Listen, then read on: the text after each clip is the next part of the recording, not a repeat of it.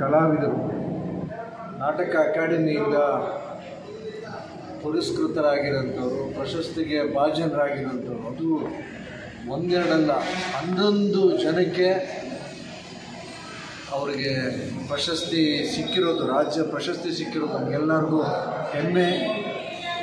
ಈ ಸಮಯದಲ್ಲಿ ಸರ್ಕಾರಕ್ಕೆ ನಮ್ಮೆಲ್ಲರ ಒತ್ತಾಯ, ಶಾಲಾ ಕಾಲೇಜುಗಳಲ್ಲಿ ನಾವೆಲ್ಲ ಓದಬೇಕಾದ್ರೆ ಸಂಗೀತದ ಮೇಷ್ಟ್ರು, ನಾಟಕದ ಮೇಷ್ಟ್ರಿರೋರು, ಡ್ರಾಯಿಂಗ್ ಮೇಷ್ಟ್ರಿರೋರು, PT ಮೇಷ್ಟ್ರಿರೋರು, ಸ್ಪೋರ್ಟ್ಸ್ಗೆ ಅವ್ರನ್ನ ಮತ್ತೆ ಇದನ್ನು ನೇಮಕ ಮಾಡಿದರೆ ಈಗಿನ ಪೀಳಿಗೆ, ಮುಂದಿನ ಪೀಳಿಗೆ ಅನುಕೂಲ ಆಗ್ತದೆ. ಮಕ್ಕಳಿಗೆ ಒಂದು ಆತ್ಮಸ್ಥೈರ್ಯ ಸಿಗುತ್ತೆ, ಅವರು ಸ್ಫೂರ್ತಿದಾಯಕವಾಗಿ ಜೀವನ ನಡೆಸೋವಂಥದ್ದು ಅನುಕೂಲ ಆಗ್ತವೆ ಅಂತ ಕೇಳ್ಕೊಳ್ತಾರೆ. ಇದಕ್ಕೆ ಎಲ್ಲರೂ ಇವತ್ತಿನ ಒಪ್ಪಿಗೆಯಾಗಿದೆ.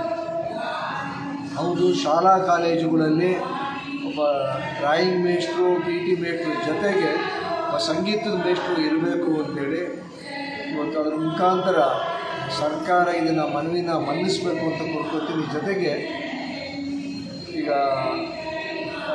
ಜಿಲ್ಲೆ ನಾಟಕದಲ್ಲಿ ಕಲೆಗೆ ಪುರಾತನ ಕಾಲದಿಂದಲೂ ಹೆಸರುವಾಸಿ ತುಮಕೂರು ಜಿಲ್ಲೆ. ಒಟ್ಟು 6 ರಂಗಾಯಣಗಳಿದ್ದಾವೆ.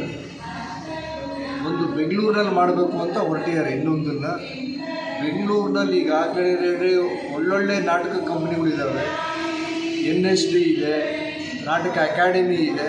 ತುಮಕೂರು ಜಿಲ್ಲೆಗೆ ಒಂದು ರಂಗಾಯಣ ಕೊಟ್ಟರೆ ಎಲ್ಲದಕ್ಕೂ ಅನುಕೂಲ ಆಗುತ್ತೆ. ಜಿಲ್ಲಾಡಳಿತ, ಜಿಲ್ಲಾ ಉಸ್ತುವಾರಿ ಸಚಿವರುಗಳು ಪೂರ್ತಿ ಇದಕ್ಕೆ ಸಹಕಾರ ಕೊಡೋಕ್ಕೆ ತಯಾರಿದ್ದಾರೆ ಅಂತ ಹೇಳೋಕ್ಕೆ ನಾನು ಬಯಸ್ತೀನಿ. ಹಾಗೆಯೇ ಅವ್ರಿಗೇನು ಭಾಷಾಸನ ಕೊಡಬೇಕು ಇದಾರಲ್ಲ, ತುಂಬ ದಿವಸದಿಂದ ನಿಂತು ಹೋಗ್ಬಿಟ್ಟಿದ್ದಾವೆ. ಮತ್ತೆ ಅದನ್ನು ಪ್ರಾರಂಭ ಆಗಬೇಕು.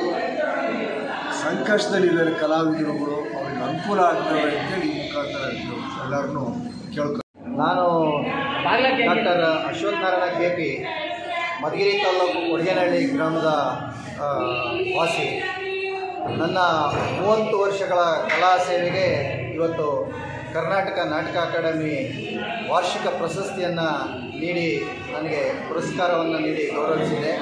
ಈ ನನ್ನ ಕಲಾ ಸೇವೆ ಮಾಡಲಿಕ್ಕೆ ಇನ್ನೂ ಹೆಚ್ಚಿನ ಅವಕಾಶವನ್ನು ಕಲ್ಪಿಸಿಕೊಟ್ಟಿರ್ತಕ್ಕಂಥ ಕರ್ನಾಟಕ ನಾಟಕ ಅಕಾಡೆಮಿ ಅಧ್ಯಕ್ಷರು ಮತ್ತು ಎಲ್ಲ ಮಾನ್ಯ ಸದಸ್ಯರುಗಳಿಗೆ ಮತ್ತು ಆಯ್ಕೆ ಸಮಿತಿಯವರಿಗೆ ನನ್ನ ವಂದನೆಗಳನ್ನು ತಿಳಿಸ್ತಾ ಇದ್ದೇನೆ.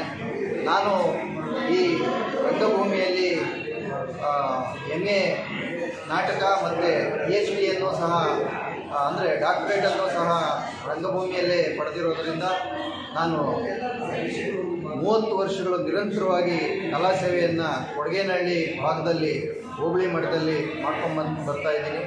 ಹಲವಾರು ಕಾರ್ಯಕ್ರಮಗಳು, ನಾಟಕೋತ್ಸವ ಇರ್ಬೋದು, ರಂಗ ತರಬೇತಿ ಶಿಬಿರಗಳು ಇರ್ಬೋದು, ಈ ರೀತಿ ರಂಗಭೂಮಿಯಲ್ಲೇ ನನ್ನ ಜೀವನವನ್ನು ರೂಪಿಸ್ಕೊಂಡಿದ್ದೀನಿ.